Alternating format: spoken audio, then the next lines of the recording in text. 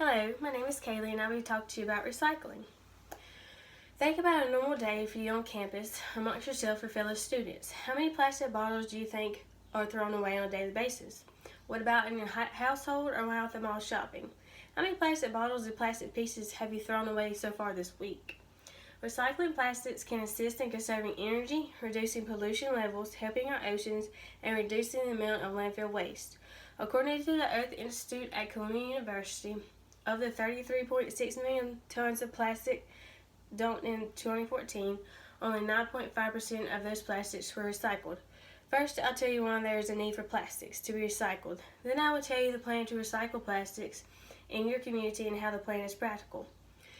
There are many reasons why there is a need for recycling plastics. It takes between 450 to 1,000 years for the plastics to degrade, and that is a leading factor for why we need to start recycling it.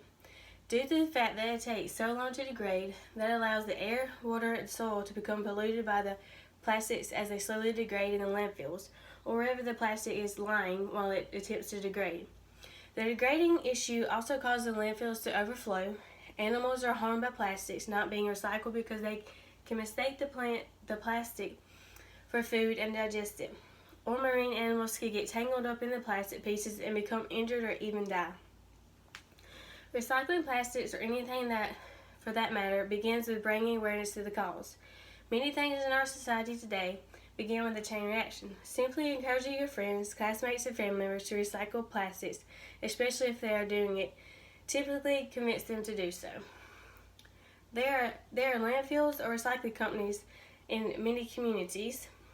Before this, I had no clue that there were recycling companies in communities. There are many different processes used to recycle plastics and many different purposes in doing so. First and foremost, you can reuse certain plastics before recycling them, such as refilling your water bottle at the fountain a couple times before putting it in the recycling bin.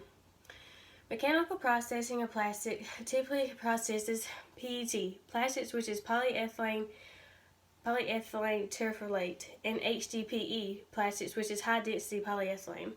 PETs are usually water and soda bottles, shampoo bottles, toys, clear packages for fruits and cakes, while HDPs are typically your milk and juice bags, bread bags, cereal liners, and much more. According to Sam Haig, Mark Lanley, and Roger Morton at TEC Today, plastics are organized by the number inside the recycling symbol located on the item. PETs will have the number 1 and HDP will have the number 2. The list of numbers and types of plastics go up to number 7. Haig, Langley, and Morton explains that mechanical processing consists of washing, drying, treating, shredding, and making a new compound out of the plastics with the use of machines. They are formed into tiny little pellets so that the plastics have another lifespan basically. They also explain how plastics can be converted into fuel and oil with the use of gasification and pyrolysis.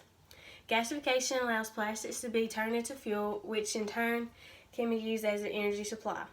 The Earth Engineering Report says that power plants have the ability to use the plastics that are unable to be recycled, and the items can be used to give power to over 5 million homes. Pyrolysis converts plastic into oil by using high levels of heat without any oxygen. There is also a chemical processing option which consists of completely decomposing plastic and making it into a raw material. John Nakutu and Mashiki Hiro from the Journal of Industrial Ecology believe that the mechanical processing is a better option because of cost purposes, but agree that both processes are efficient ways of using recycled plastics. As you can tell, there are many good things that come out of recycling your plastic items. There may be a lot of options for facilities to decide how to recycle items and what the items will be used for.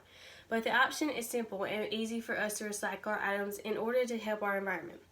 I have explained the need for recycling plastics and how it is possible for us to do so in our homes and in our community. Recycling plastics have a positive impact on our environment by the ability to conserve energy, reduce pollution levels, help our oceans, and reduce the amount of landfill waste.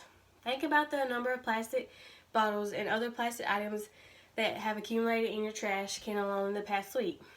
Add your roommates, family members, accumulation into that number. And think about how many fellow students on campus that leave neglected to throw their items in the recycling bin. In our small community alone, we are gradually contributing to the amount of plastic waste in our landfills, so we are harming our environment and the animals that live amongst us. It is time for us to set the example and put the plan in action to recycle plastics.